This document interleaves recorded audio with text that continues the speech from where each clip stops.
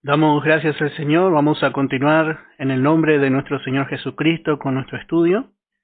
Estamos en el capítulo 28 de la profecía de Isaías. Estamos en el versículo 1. Estamos viendo la descripción de el reino del norte. Cómo el Espíritu Santo le va describiendo realmente al pueblo de Israel. Y Dios había dicho: ay de la corona de soberbia de los ebrios de Efraín. Habíamos visto ayer cómo es a veces cuando la persona está bajo los efectos del alcohol. Ya no tiene una cordura, no hace cosas razonables. Y todo esto es por la influencia del alcohol. Y habíamos visto que este vino que ellos tomaban era el vino que ellos querían beber, que bebían las demás naciones. Y eso le llevó realmente a estar en un estado deplorable a Israel, así como una persona que toma, que ya no es dueño de sí, que por ahí está tirado ahí en la calle, y bueno, parece que no hay oportunidad, parece que ya no hay más caso. Y vamos a continuar mirando cómo el Espíritu Santo le va describiendo, porque dice: ay de la corona de soberbia de los ebrios de Efraín. Y ahora dice: y de la flor caduca de la hermosura de su gloria, que está sobre la cabeza del valle fértil de los aturdidos del vino. Bueno, así vemos que llegó a ser Israel. Especialmente vemos cómo usa esta metáfora, usa esta comparación el profeta Isaías. Y dice: una flor caduca, una flor marchita, una flor que, bueno, en su tiempo exhibió belleza y esplendor. Y así fue Israel en el tiempo, especialmente de David. En el tiempo de David fue una flor esplendorosa, porque sabemos que David fue un hombre, un rey, conforme al corazón de Dios. Y así realmente llegó a ser tan grande la fama y realmente el poderío y riqueza de esta nación, que llegó a ser como una flor bella entre las naciones. Pero note que ahora esta nación, que era una nación esplendorosa, ahora llega a ser una nación caduca. Dice una nación marchita. Y todo esto, hermano, es porque su hermosura no radicaba en verdad en ellos, sino que su verdadera hermosura radicaba en su Dios, en la comunión que ellos tenían con Dios. Pero justamente esto nos muestra lo que ocurre cuando el hombre deja a Dios. Poco a poco, su vida, a veces la familia, todo se va desmoronando, especialmente cuando el hombre anda con Dios. En el Salmo 27, en el verso 4, dice: una cosa, dice David, una cosa he demandado, esta buscaré. Una cosa he demandado a Jehová, dice, esta buscaré, que esté yo en la casa de Jehová todos los días de mi vida, para contemplar la hermosura de Jehová y para inquirir en su templo. Bueno, esta era la gloria realmente de Israel. Esta era la hermosura que tenía Israel, que Jehová estaba allí. Ellos tenían comunión con este precioso Dios. Y esa hermosura, bueno, Él les había dado a ellos. Su hermosura y su belleza radicaba en que Dios estaba ocupando el primer lugar y Él era el centro. Habíamos visto cómo siempre Dios tenía que, aun cuando ellos marchaban en el desierto, tenía que ser el centro. Y así siempre Bueno, ellos tenían que poner luego aún en Canaán primero a Dios.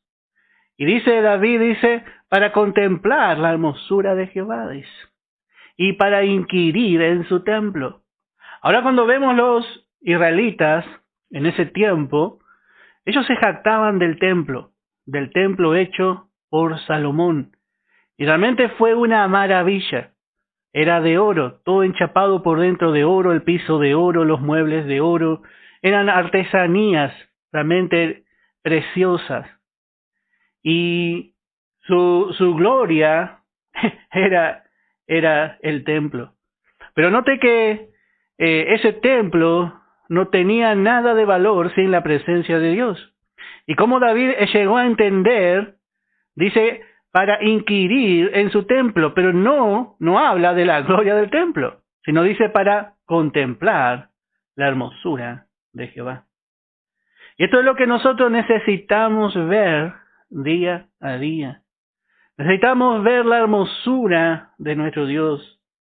Y aún si nosotros llegamos a alcanzar algo, no debemos fijar los ojos en nosotros mismos. Porque, hermano, la hermosura viene de Dios. Por su gracia, ellos habían alcanzado a ser una nación poderosa. Pero desde el momento que ellos dejaron de mirar a Dios y empezaron a mirarse a sí mismos, bueno, su hermosura comenzó a marchitarse. En Ezequiel capítulo 16 encontramos una descripción que Dios hace del comienzo de esta nación. Dice Ezequiel capítulo 16 en el versículo 11. Dice la palabra: te atavié con adornos y puse brazaletes en tus brazos y collar a tu cuello. Puse joyas en tu nariz y zarcillos en tus orejas y una hermosa diadema en tu cabeza. Así fuiste adornada de oro y de plata, y tu vestido era de lino fino, seda y bordado. Comiste flor de harina de trigo, miel y aceite, y fuiste hermoseada en extremo. Prosperaste hasta llegar a reinar. Y salió tu renombre entre las naciones a causa de tu hermosura, porque era perfecta, a causa de mi hermosura que yo puse sobre ti, dice Jehová el Señor. Así Dios había hecho con esta nación. Esta nación, si usted lee desde el principio de este capítulo, estaba tirada en su sangre, dice. Sin embargo, vemos que Dios fue movido a misericordia. Dios actuó en gracia, la tomó, la limpió, la adornó. Realmente le hizo hermosa y realmente la exaltó entre las demás naciones, dice. Le dio un renombre. Y así también Dios ha hecho con nosotros. Nosotros estábamos tirados, bueno, en el lodo, en el cieno del pecado. Pero de allí la gracia nos levantó. Y Dios puso en nosotros la vida nueva. Dios puso en nosotros la vida de Cristo. Luego nos dio también el mensaje de la gracia. Luego puso también en nosotros el Espíritu Santo. Nos llenó. Nos adornó el Espíritu Santo. Trajo dones. Nos llenó de riquezas y aún nos sigue enriqueciendo. Realmente al igual que Israel, el Señor nos ha hecho hermosos a sus ojos, muy hermosos. Tenemos dones, tenemos adornos de gloria numerosos. Así mismo Dios había hecho con Israel. Sin embargo, dice el verso 15, pero confiaste en tu hermosura y te prostituiste a causa de tu renombre y derramaste tus fornicaciones a cuanto pasaron suya eras. Y esta es la actitud del hombre. Acuérdese que en nosotros todavía habita la vieja naturaleza. Y esa naturaleza siempre está tratando de independizarse de Dios. Pero hermanos, sin Dios, ¿qué vamos a hacer? Bueno, con el Señor todo, con el Señor todo, pero sin el Señor, nada. Muy pronto el creyente pierde su hermosura. Quizá pierde también un poco su testimonio. Pero bueno, hermano, a veces hay que pasar. Es bueno realmente aprender en la escuela del sabio, porque el sabio aprende cuando escucha. Pero a veces tenemos que pasar por la escuela de los necios. Y eso, bueno, eso ya, bueno, vamos aprendiendo, como dice un hermano, dice, por nuestro cuero aprendemos. Pero hermano, necesitamos aprender que todo lo que somos, si algo hemos alcanzado, es por la gracia de nuestro Dios. Por eso Israel, hermano, llegó a este estado. Y qué triste esto, hermano. Porque ellos no apreciaron lo que Dios había hecho. Y fue tanto, hermano, realmente su sufrimiento, la calamidad, su miseria cuando ellos cayeron, que las demás naciones decían. Vamos a ver en Lamentaciones capítulo 2, en el verso 15. Ellas miraban a Israel que era grande, pero Israel no se veía grande, porque Israel era grande a los ojos de Dios, era sabia, una nación diferente, pero ellas querían embriagarse del vino de las demás naciones, querían sus ídolos, ellos no estaban conformes con Jehová. Y dice en Lamentaciones capítulo 2, en el verso 15, todos los que pasaban por el camino batieron las manos sobre ti, silbaron y movieron despectivamente sus cabezas sobre la hija de Jerusalén, diciendo, ¿es esta la ciudad que decían de perfecta hermosura? El gozo de toda la tierra. Todos tus enemigos abrieron contra ti su boca, y se burlaron y crujieron los dientes. Dijeron, devorémosla. Ciertamente este es el día que esperábamos. Lo hemos hallado y lo hemos visto. Así vemos que las naciones decían, esta era la ciudad, que era la hermosura, que era de perfecta hermosura, el gozo de toda la tierra. Y así muchas veces también es cuando el creyente cae. Parece que los impíos miran y un poco se mofan. A veces también los creyentes a veces quieren empezar a contar por ahí cuando un creyente cae. Y eso, hermanos, no debemos hacer. No debemos hacer. Especialmente con lo de afuera, ni con nuestros hermanos. A veces un hermano cae y una hermana cae y ya enseguida corremos a contar. Y hermano, no debe ser así. Eso debe ser siempre motivo de llevar en oración. No debemos entrar en esas cosas. Porque a Dios esto no le alegró tener que hacer así con Israel. Y a Dios tampoco le alegra, bueno, muchas veces tener que corregir. A veces nosotros pensamos que a Dios le agrada muchas veces ejecutar juicio. Pero el juicio, hermano, es la obra extraña de Dios. Es extraño que un Dios de misericordia, que un Dios de toda gracia se manifieste en juicio. Es algo extraño. Pero cuando nosotros no entendemos, pensamos, bueno, sí, Dios le está ahí, Él está ahí en la corrección de Dios, ella está ahí porque hizo así y así. Pero hermano, Dios está haciendo así para luego restaurarle. No se olvide que es para que Él dé fruto apacible de justicia. Pero nosotros no debemos caer en esto, porque esto está en nosotros. Esto está en nosotros. Habíamos visto cómo Dios era el santo en medio de ti. Así había dicho Dios a Israel, el santo en medio de ti. Y así vemos que Dios había puesto esa perfección en Israel. Y así también, como hemos dicho, Dios ha traído perfección a nuestra vida. Dios ha puesto la perfección de Cristo, la perfección de una vida nueva en nosotros. Pero cuántas veces también nosotros nos embriagamos de cosas terrenales. Cosas que realmente nos establecen, nos afirman aquí en la tierra.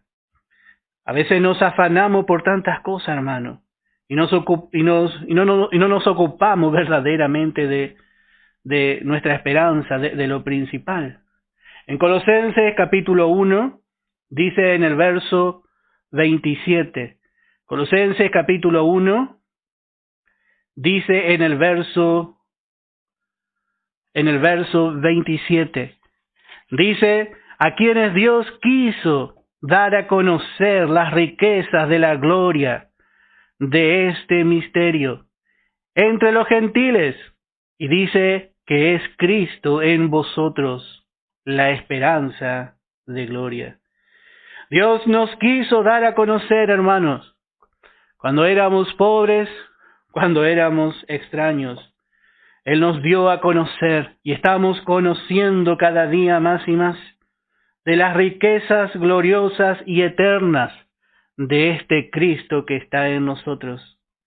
A veces nosotros no entendemos, al igual que Israel, hermano, somos hermosos. Y el Espíritu Santo, a través de la palabra, como si fuese poco, nos está hermoseando cada día más. Cada vez que estamos leyendo la palabra, usted no ve. Yo no veo, pero el Espíritu Santo está llevando a cabo dentro de nosotros una obra primorosa, una obra realmente que va a ser presentada delante del Señor un día. Y así vemos que Israel no podía ver, ellos estaban aturdidos, confundidos, así por mucho vino. Y hermano, el Señor ya está a la puerta el Señor. Y aún hay oportunidad.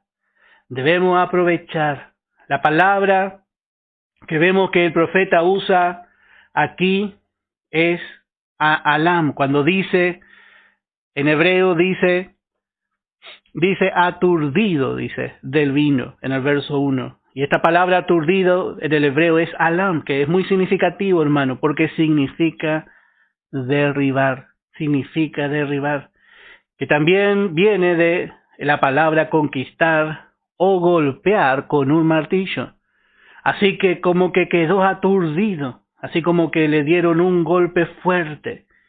Y así describe la palabra la condición de este pueblo. Y así es cuando estamos ebrios. Parece que no sabemos, nos quedamos ahí en una confusión. Y ahí el enemigo aprovecha.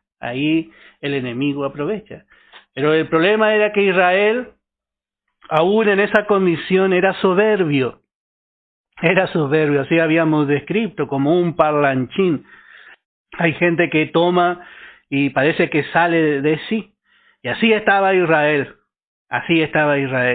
Y dice en el verso 2, he aquí que Jehová tiene uno que es fuerte y poderoso, como turbión de granizo y como torbellino trastornador, como ímpetu de recias aguas que inundan con fuerza de arriba a tierra. Así que vemos que Dios está mostrando aquí que tenía una nación para corregir a Israel. Está mostrando, dice, he aquí Jehová tiene uno que es fuerte. Y este que es fuerte nos habla especialmente del rey de Asiria. Este uno fuerte nos habla del rey de Asiria, de esta nación. Esta nación fue la que destruyó al reino del norte. Pero acuérdense que Dios está hablando en este momento proféticamente, porque todavía hay oportunidad. Esta nación había de destruir el reino del norte y lo iba a llevar cautivo. Y esto lo podemos ver en el segundo libro de Reyes, capítulo 17. Segundo libro de Reyes, capítulo 17, en el versículo 1. Dice, en el año 12, Acaz, rey de Judá, comenzó a reinar. Oseas, hijo de Ela, en Samaria, sobre Israel. Esto es el reino del norte. Y reinó 9 años, e hizo lo malo ante los ojos de Jehová, aunque no como los reyes de Israel que habían sido antes de él. Contra este subió Salmanasar, rey de los asirios, y Oseas fue hecho su siervo, y le pagaba tributo.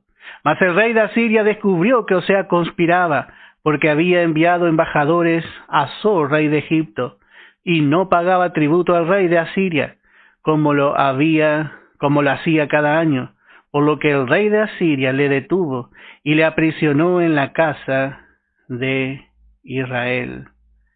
Bueno, y así vemos que el rey de Asiria vino. Y dice en el verso 5, y el rey de Asiria invadió todo el país y sitió a Samaria, y estuvo sobre ella 3 años, resistió la ciudad. Y en el año 9 de Oseas, el rey de Asiria tomó Samaria, y llevó a Israel cautivo a Asiria, y los puso en Alá, en Abor, junto al río Gozán, y en las ciudades de los medos. Bueno, así vemos que se cumplió esta palabra, bueno, un tiempo después. Pero Israel estaba ebrio. Vio cómo es la persona cuando está ebria, usted le habla y no entiende. El ebrio siempre se siente seguro. Parece que tiene confianza, se siente confiado. Eso es lo que hace el alcohol. A veces la gente vemos que sale a manejar después de tomar un vaso nomás de alcohol. Y parece que uno se siente blandito, así, Dios, seguro. Sin embargo, no conviene. No conviene porque es una falsa sensación. Y así estaba Israel, sentía esa sensación, esa sensación de seguridad, pero fuera de la voluntad de Dios. Y así realmente vamos a ver que en este tiempo Israel, en este tiempo del fin, Israel también estará así. Hoy Israel está así, no puede reconocer el tiempo. Ellos creen que, su confianza está en las naciones. Pero también Dios tiene su manera para que ellos puedan volver en sí. Así va a ser, así va a ser. Y así en la guerra, cuando los hombres iban a la guerra, en lo natural, ellos salían y antes de salir ellos bebían vino, así para envalentonarse. Pero en este caso, dice, Jehová tiene uno que es fuerte, dice, y poderoso como turbión de granizo. Ellos estaban un poco así fuerte, envalentonados por la ebriedad, no se daban cuenta de la gravedad de la situación. Pero el Señor tenía uno fuerte verdaderamente, y el Señor iba a usar a esta nación. Y cuando esta nación vino, nadie le ayudó. Y así es cuando Dios se levanta a juzgar. El hombre ya no puede hacer nada. Y vemos cómo describe a Asiria. Así le describe como un turbión de recias aguas que inundan. Le describe como un turbión que llena la tierra. Y así sería el ejército asirio en las manos de Dios. Sería prácticamente a la vista del hombre invencible. Sería prácticamente a la vista de los hombres invencibles. Y esto nosotros habíamos visto en Isaías capítulo 8, en el verso 6. Así como si fuese como un tsunami que viene y empieza a arrasar. Así va a ser este ejército. Pero Dios también le iba a poner límite a este ejército. Dice en el verso 6, por cuanto desechó este pueblo las aguas de Siloé. Este estanque era un estanque pequeño, un estanque tranquilo, y significa enviado. Y habíamos visto nosotros que representa la venida del Señor, representa justamente a Cristo en su primer venida. Y dice que ellos desecharon al enviado. Y dice, por cuanto desechaste, dice, las aguas de Siloé, que corren mansamente, y se regocijó con Rezín y con el hijo de Remalías. Y aquí, por tanto, que el Señor hace subir sobre ellos aguas de ríos impetuosas, y muchas, esto es, al rey de Asiria, con todo su poder, el cual subirá sobre todos sus ríos. y pasará sobre todas sus riberas, y pasando hasta Judá, inundará. Noté que iba a llegar hasta el reino del sur, dice, y pasará adelante, dice, y parece que iba a conquistar también el reino del sur, pero dice, y llegará hasta la garganta, y extendiendo sus alas llenará la anchura de tu tierra, oh Emmanuel. Bueno, note que no iba a poder este rey, y esto vamos a ver y vamos a compartir aquí también en esta profecía, no iba a poder contra el reino del sur, pero iba a llegar hasta la garganta. Esto iba a ocurrir en el tiempo del rey Ezequías. Pero como el reino del norte no se arrepintió, ellos iban a ir cautivos. Y así vemos cómo Dios le da poder al enemigo muchas veces. Hermano, Dios le da poder al enemigo para corregir a su pueblo. El enemigo nunca ni jamás podría tocarnos. Pero cuando nosotros muchas veces queremos andar en nuestra manera, Dios permite que el enemigo un poco nos toque para purificarnos, para perfeccionarnos, para que volvamos en sí. Quizá nos alejamos de Dios y nos sentimos fuertes. Ahora todo me va bien. Ahora ya puedo hacer como yo quiero. Somos un poco soberbios, somos orgullosos. Y bueno, hermano, estamos borrachos espiritualmente. Y nos olvidamos, hermano, que somos tan frágiles. Y que todo lo natural que tenemos es frágil. Y bueno, entonces el Señor permite que venga así un turbión y muchas veces barra con todo. ¿Cuánto tenemos que aprender, hermano?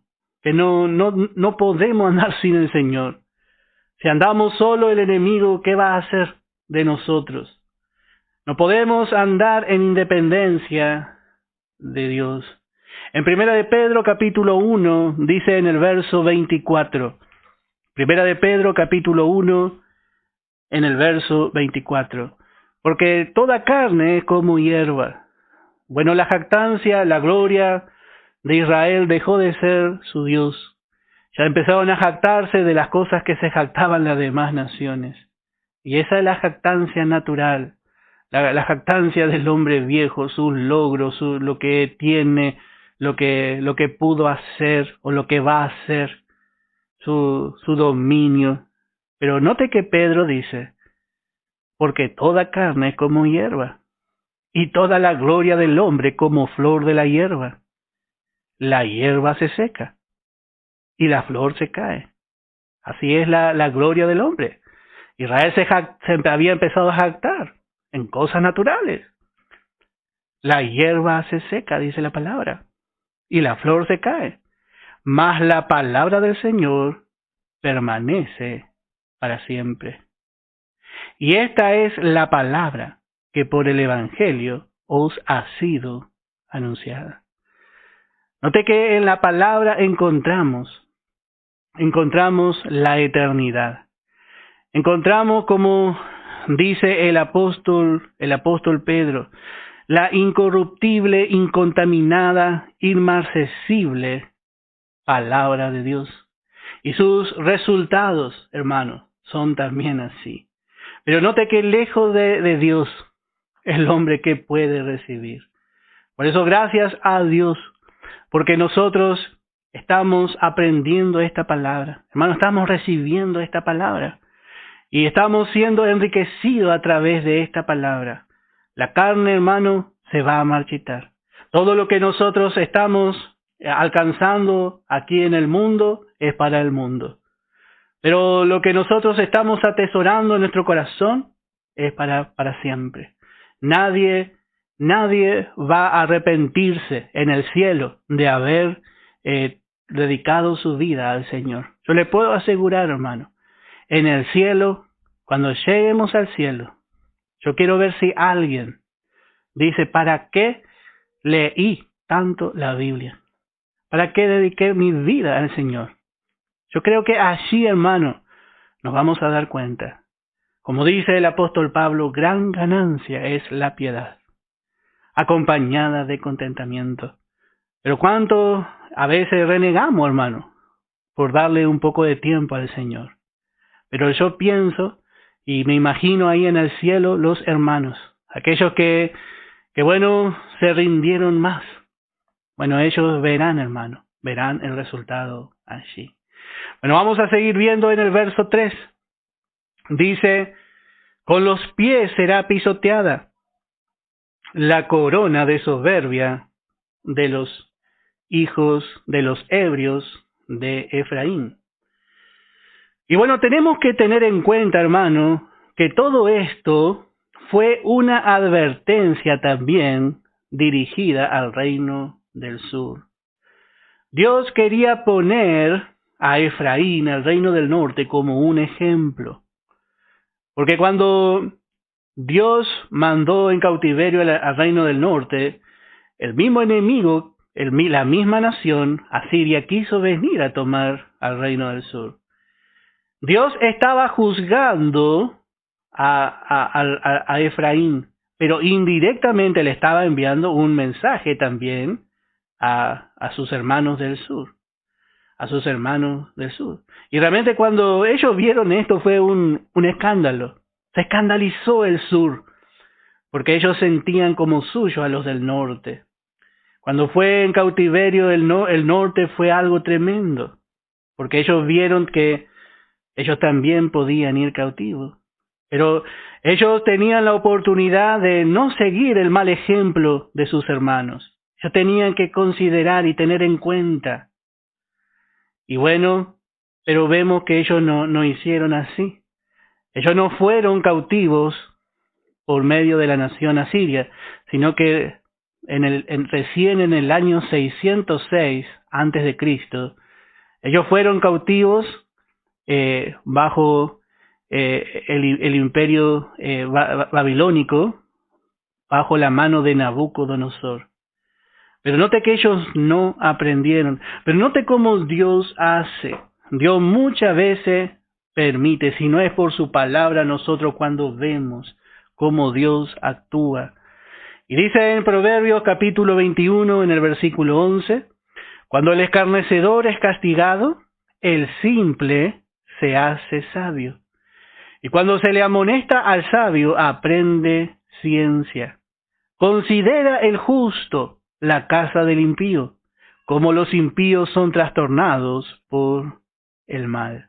Así vemos cómo hace realmente el sabio.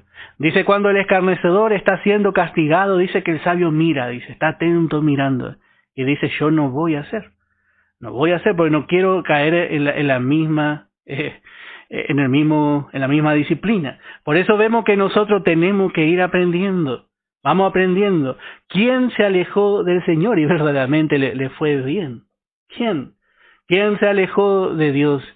Y aún si nosotros miramos, puede ser que en cierta forma el enemigo le esté dando ciertas cosas, pero si miramos más allá todavía, si miramos el fin, en un momento David se quiso confundir, dice, pero dice, cuando yo comprendí el fin de ellos, dice, cómo cambió la cosa.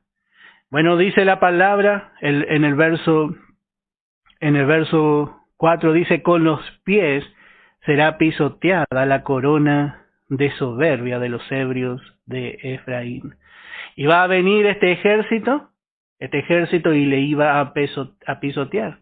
Ya estaba aturdido, ya estaba a punto de caerse, pero bueno, este ejército ya iba a terminar de vencerle. Ya como una persona ebria sin reflejo se cae en el suelo y bueno, ya le juega ahí el enemigo. Le iba a jugar, le iba a pisotear. Pero lo que nosotros otra vez volvemos a decir, nosotros debemos aprender de estas cosas. Debemos aprender porque para eso Dios nos ha dejado su palabra. Él dice que el que ve el mal se esconde. El que ve el mal se esconde. Dios nos ha mostrado cómo el enemigo obra. Dios nos muestra antes cómo un padre nos habla, como un padre que ya tiene experiencia. Él a través de la palabra nos aconseja cómo hacer para no caer en el mal, para no llevar el mal, hermano, porque el mal está. Y ninguno de nosotros está exento. Pero la palabra nos guarda. Por eso es tan hermoso de poder tener el consejo y valorar el consejo de la palabra. No menospreciar la palabra de Dios. Bueno, verso 5. Dice, en aquel día Jehová de los ejércitos será por corona de gloria y diadema de hermosura remanente de su pueblo. Bueno, otra vez parece que Isaías vuelve a levantar la mirada. Está mirando, hasta ahora estaba mirando ahí. Está mirando quizás 100 años hacia adelante. Pero ahora mira al menos 2600 años, 2500, 2600 años adelante. Y mira al día del Señor. Alza un poco más su vista. Y dice, en aquel día, ahora dice, en aquel día, Israel así en su estado totalmente desprovisto de gloria. Dice, en aquel día, este pueblo pisoteado, este pueblo menospreciado, en aquel día, dice, Jehová de los ejércitos será por corona de gloria y diadema de hermosura al remanente de su pueblo. Así va a ser con esta nación que hoy está desprovista de gloria terrenal y de la gloria de Dios.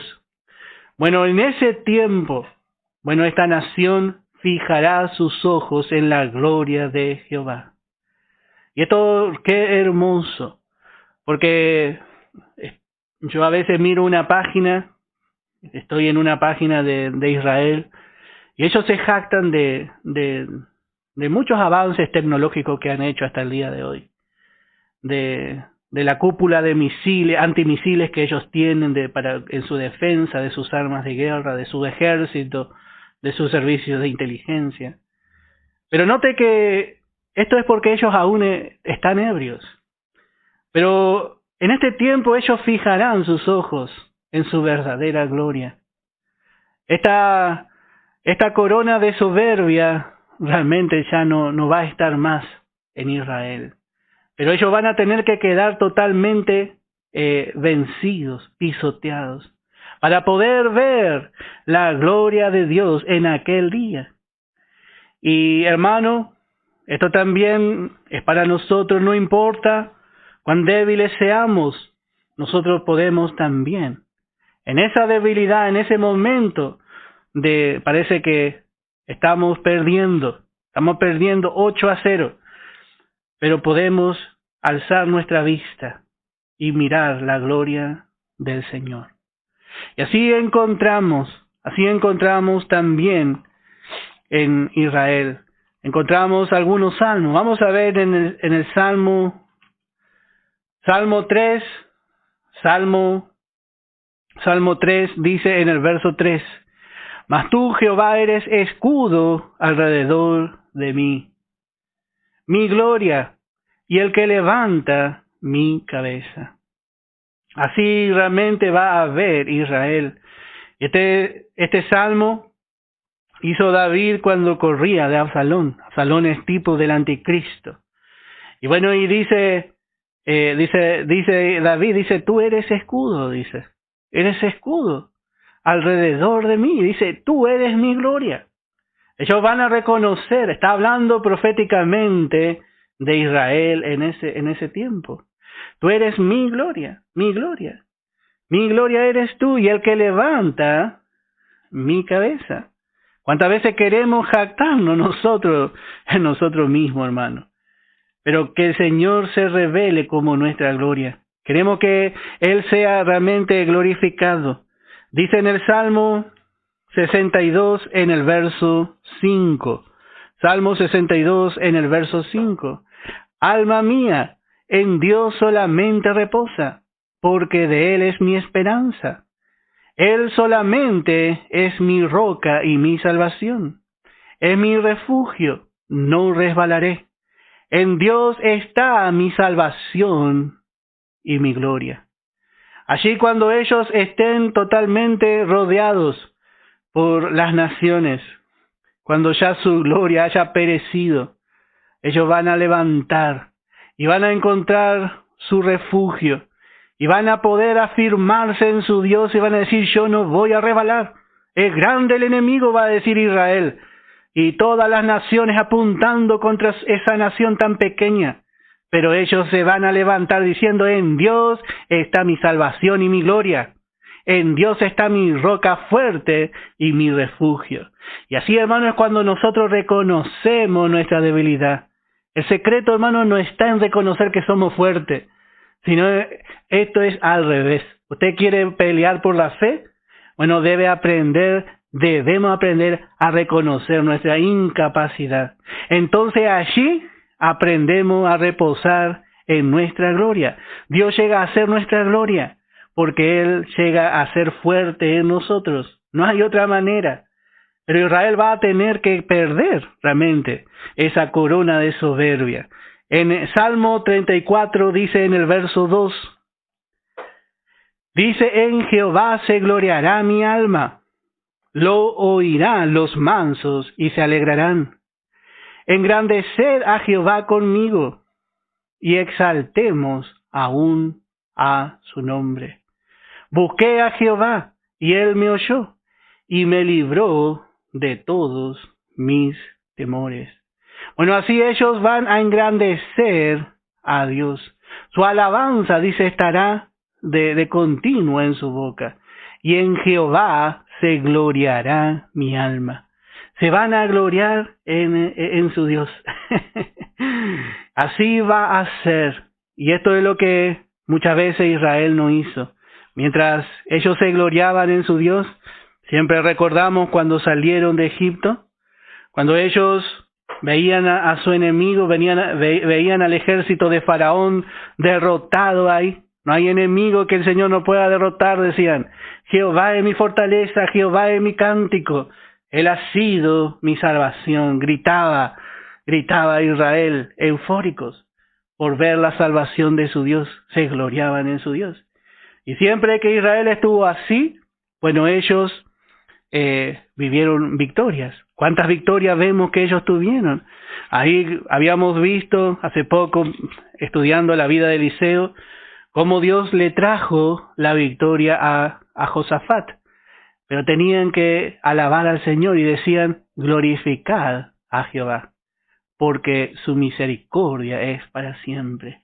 No importa en la lucha que estemos, hermano, nosotros debemos gloriarnos en el Señor.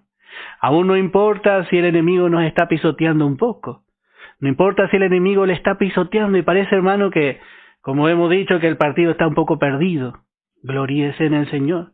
Porque en el Señor, hermano, somos verdaderamente fuertes. Y dice un versículo más, podemos leer, y ya suficiente por lo menos de esto, en Isaías 60 en el verso 19. Isaías 60 en el verso 19 dice: el sol nunca más te servirá de luz para el día, ni el resplandor de la luna te alumbrará, sino que Jehová te será por luz perpetua, y el Dios tuyo por tu gloria. Y el Dios tuyo por tu gloria. Así va a ser realmente en el pueblo de Israel. Dice que va a ser una luz perpetua para su pueblo Jehová. Y él mismo será, dice, su gloria para siempre. Nunca más Israel va a sacar la mirada de su gloria. Y así también debemos hacer nosotros.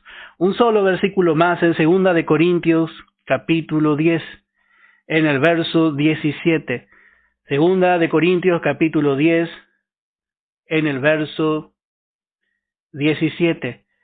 Dice la palabra: mas el que se gloría, gloríese en el Señor, porque no es aprobado el que se alaba a sí mismo, sino aquel a quien Dios alaba.